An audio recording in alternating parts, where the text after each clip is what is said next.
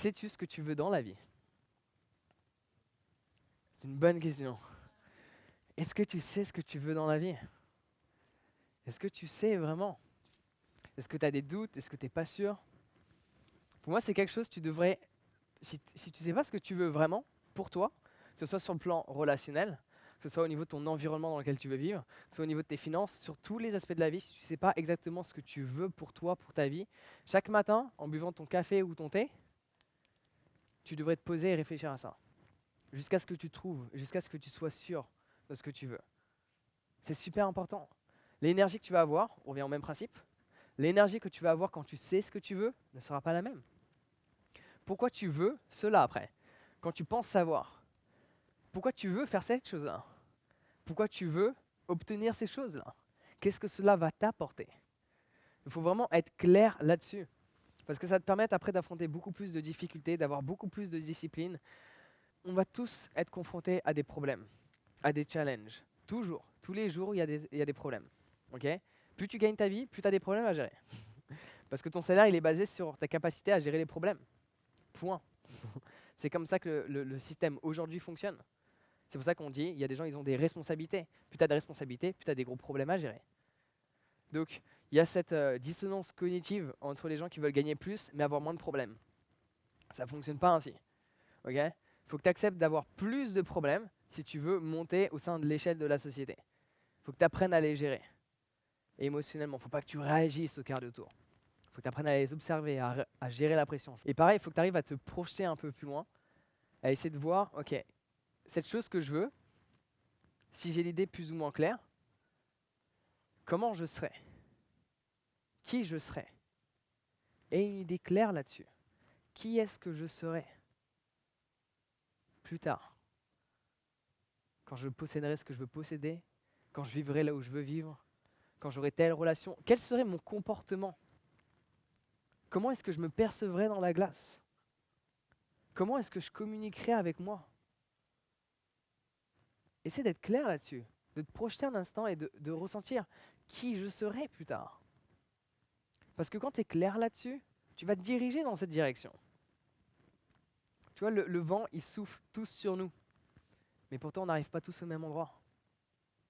Ça dépend de comment tu ajustes ta voile. Elle est belle, celle-là.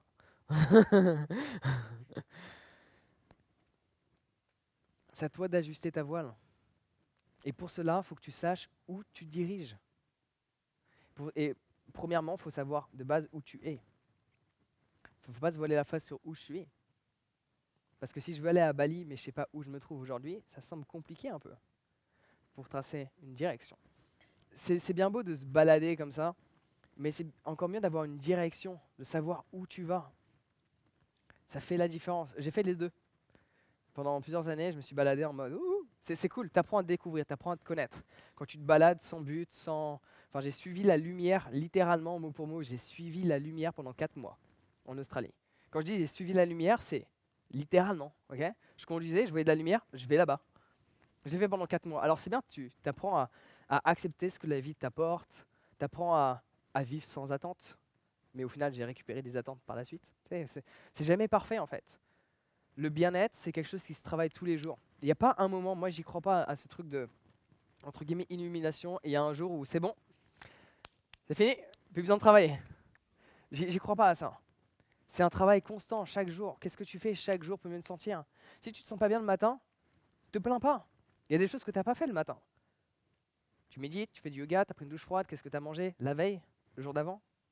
Quelles sont les informations que tu as écoutées, que tu as regardées?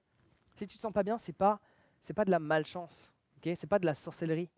C'est relié à quelque chose que tu as absorbé énergétiquement, visuellement.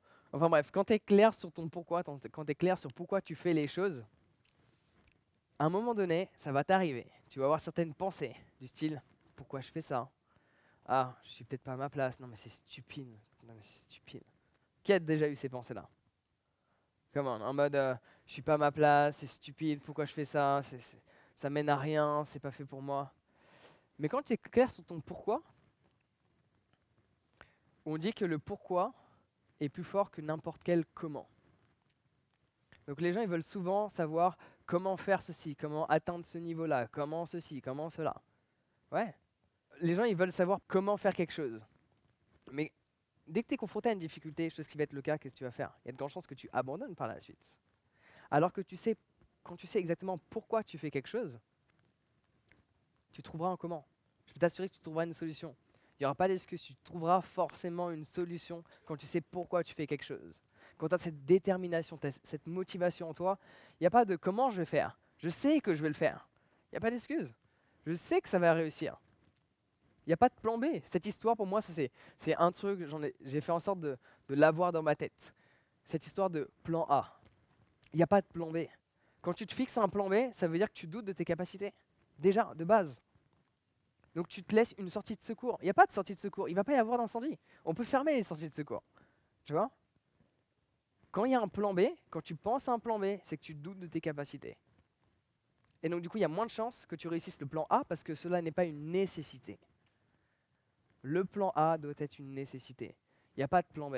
Et à nouveau, quand tu es sûr de ton pourquoi tu fais quelque chose, tu trouveras une solution.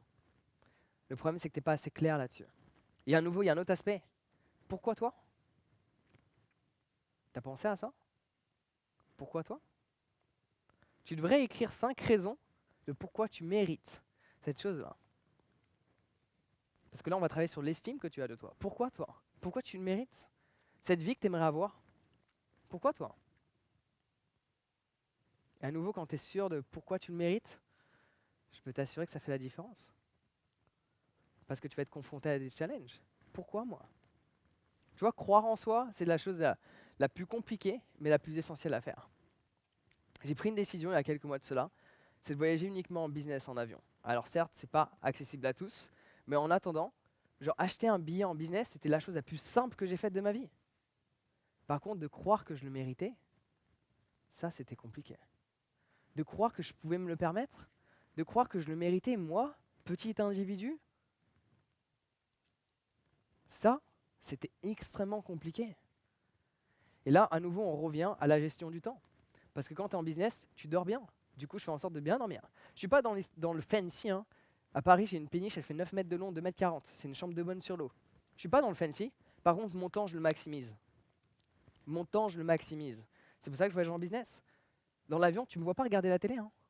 J'écris, je lis, j'étudie, je travaille. Je maximise mon temps dans tous les déplacements. C'est pour ça que je compte m'acheter un scooter, parce que j'en ai marre des bouchons à Paris. Maximiser mon temps. Et je ne suis pas dans le fancy. Tu vois comment je m'habille? J'ai donné la plupart de mes habits. Maintenant, je m'habille toujours de la même manière. Je maximise mon temps le matin. Je suis pas là en mode qu'est-ce que je vais porter. Je sais ce que je vais porter. C'est en face de moi. Tu vois? J'ai 4 couleurs différentes, 2 styles de t-shirt, et puis voilà. Alors tout le monde ne veut pas ça. Je te dis pas de l'adopter. Je te dis juste que je maximise mon temps. Chaque matin, je maximise mon temps. Je suis pas là en mode qu'est-ce que je vais porter. Qui fait ça? Beaucoup de femmes font ça, non? Qu'est-ce que je vais porter? Et déjà, quand tu le fais pour toi ou pour quelqu'un d'autre? Et quand tu dis tu le fais pour toi, est-ce que tu le fais vraiment pour toi ou pour quelqu'un d'autre? Parce que parfois, tu dis que tu le fais pour toi, mais au final, dans ta journée, tu risques de voir certaines personnes qui sont différentes de la veille. Et donc, au final, c'est pas vraiment pour toi que tu le fais. Cette personne devrait t'accepter tel que tu es. Et là, on revient à ce que je vous ai expliqué au niveau des attentes. Quand on parle d'amour, quand on parle du fait d'apprécier quelqu'un, c'est de l'apprécier pour qui cette personne est, et non pas par rapport à l'image que l'on a de qui cette personne est. Okay, une personne n'est pas là pour répondre à tes attentes. Okay, si tu es avec quelqu'un pour que cette personne réponde à tes attentes, comment dire les choses d'une manière polie tu veux une prostituée, quoi. C'est ce qu'une prostituée est. C'est une personne qui répond à tes désirs et tes attentes. C'est pas ça aimer. Aimer, c'est aimer une personne pour qui elle est, telle que moi je l'aperçois, mais non pas ce que j'attends d'elle. Il faut vraiment, je sais que c'est un travail qui est dur, mais il faut supprimer les attentes qu'on a des gens. Accepter qu'on a tous, chacun, nos priorités. On a tous nos priorités. Et si ce que cette personne veut l'éloigne de moi, alléluia, parce que je l'aime telle qu'elle est. Ça, c'est un gros travail et je ne suis pas parfait là-dessus. Je vous l'explique, j'ai encore des difficultés. Hein. C'est juste qu'au moins, je suis clair là-dessus. Quand tu es clair sur une des difficultés que tu as, tu peux travailler dessus. Le plus important n'est pas où tu es aujourd'hui, mais ce que tu es en train de faire pour arriver là où tu souhaites te trouver. Cette personne que tu vas devenir, qui tu vas être dans 10 ans. Il faut que tu saches où tu es aujourd'hui. Quels sont les points sur lesquels il faut que tu travailles? Sinon, tu vas répéter les mêmes erreurs à chaque fois, à chaque relation, chaque année. Tu vas répéter les mêmes erreurs. C'est un peu con quand même. De revivre le même scénario que tu n'aimes pas expérimenter. Ressentir les mêmes émotions que tu n'aimes pas ressentir. C'est comme si tu regardais un film qui était à chier, le lendemain tu le revisionnes. What? C'est pas trop logique quand même, non? Et pourtant, la plupart des gens, c'est ce qu'ils font. Mentalement surtout. Ils ont certaines pensées qui les dérangent, et le lendemain, ils y repensent. En mode, juste penser à cette histoire de film. Est-ce que tu regarderais le même film pourri chaque jour? Plusieurs fois par jour? Non? Alors pourquoi le faire la même chose avec tes propres pensées?